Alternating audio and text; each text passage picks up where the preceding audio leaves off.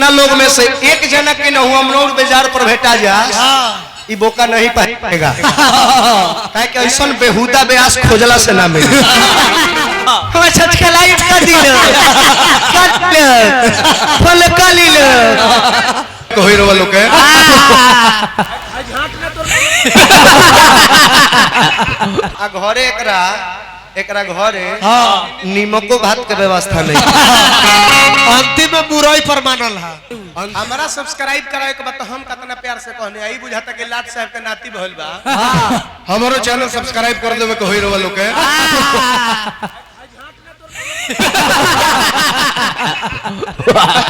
यही पर लागल वाला खाली हमरा के देखा लेबे आ जॉबे नहीं बहे बहुत पुराने को फिल्म में रहे अजय देवगन सुनील से ठीक है जाना फिल्म के नाम रहे दिल वाले के फिल्म देखले बताने हाथ उठावे दिल वाले मूवी कौन बोल देखे जाना में अजय देवगन जब पागल होता रहता एगो ट्यून बजाता उहे ट्यून हम सरंगी से बजा के दिखाएं साउंड दो यहां से साउंड को बढ़ाओ और बढ़ाओ करो ना तू तन बढ़ा तो बेंजू के अच्छा लगी तो एगो अपना ए बेटा के अपना भाई के ताली बजा के आशीर्वाद दे बेसी कुछ ना बोलल कलाकारी थोड़े है गंदा बात बोले खातिर लड़का के सिखा दी कि 20 रुपया देम गोड़िया तो रोशना के 4 गो तो वो सोची नु कि काहे ना हम 40 गो गोड़िया दी यो से डबल रुपया वो मिल जाओ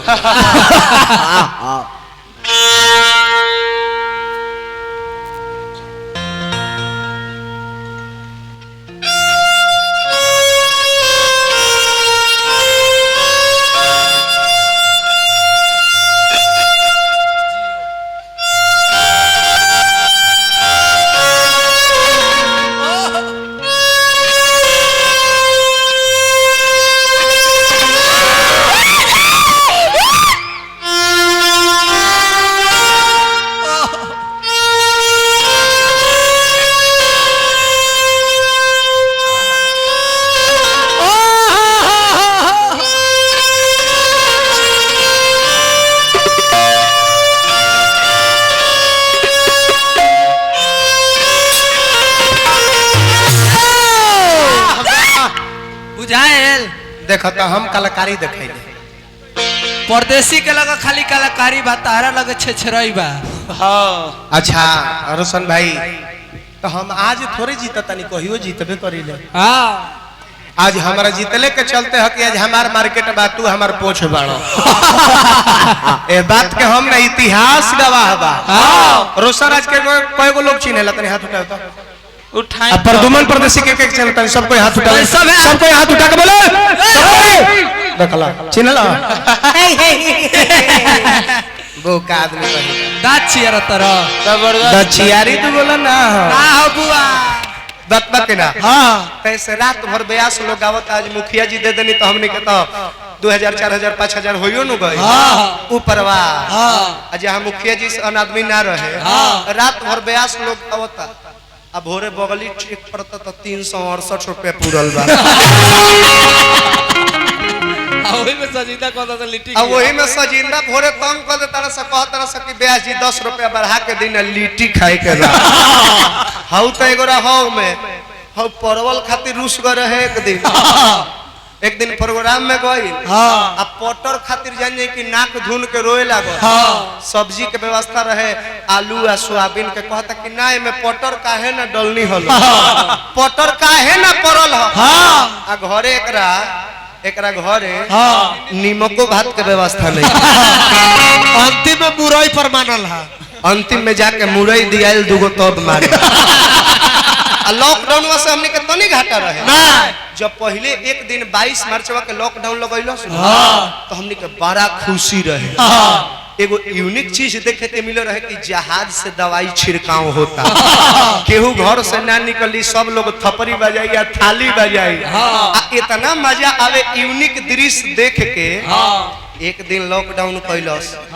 तो जाने कि लोग घरे निमन निमन सब्जी बनावे, निमन निमन मटेरियल बना के फेसबुक पर डाले लोग। आज मेरे घर इडली डोसा बना था। मैंने पब्लिक के नहीं की कहा, बेआसवा में सजिंदावा सन के हम बात कहते हैं। आज मेरे घर फुचका बना था, गोलगप्पा, आज मेरे घर इडली बना था, बर्गर, आज मेरे घर पिज्जा आया था। ए दादा 2 दिन के लॉकडाउन कैलस, 3 दिन के कैलस, एक हफ्ता भर मार दिहल। एको हफ्ता लोग डलस कि आज मेरे घर यही भूजा का व्यवस्था था, पास्ता बना है, आज मेरे घर पास्ता बना, आज मंचूरियन बना। एक बार जब 1 महीना के लॉकडाउन कैलस तब धीरे धीरे रोटियों सब्जी के फोटो डालल बंद कर दिले। 1 महीना के कहो, अब बढ़ाते बढ़ाते जब 6 महीना के लॉकडाउन कैले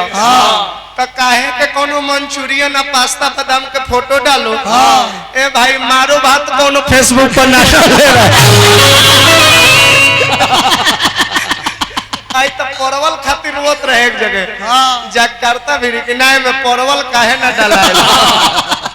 खड़ा हो जा, खड़ा हो जा, खड़ा हो जा।